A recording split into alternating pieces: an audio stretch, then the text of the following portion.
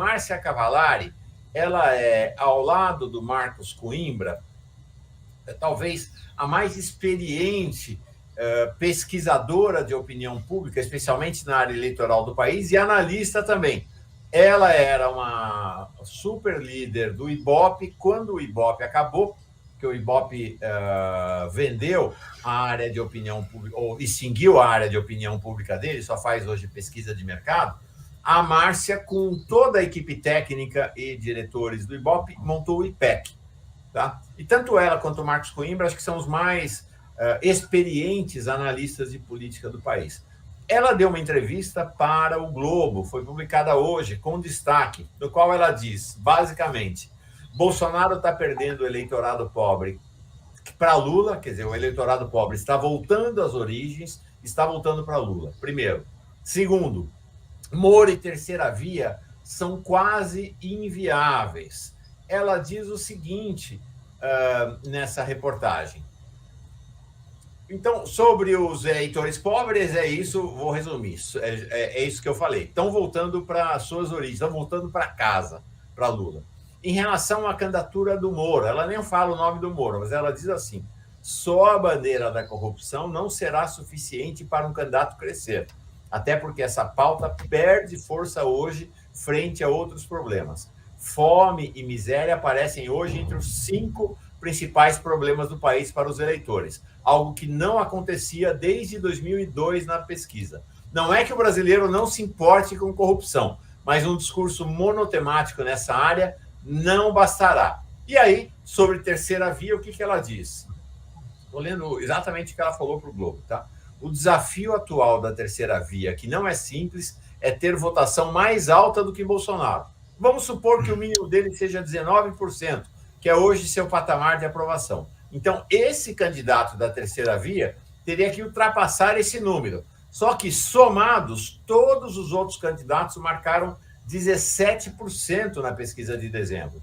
E há pouco espaço para aquecer no eleitorado, que vota em branco ou nulo, porque hoje está em apenas 9%. O principal tema da entrevista da Márcia Cavallari ao Globo é a fome e a miséria. Não é? E ela diz que a pauta de temas relevantes para a próxima eleição mudou e voltou a ser fome e miséria, estão entre os 5 primeiros itens das preocupações do brasileiro. A corrupção já não está mais entre esses itens mais, vamos dizer assim, que chamam mais a atenção do eleitor.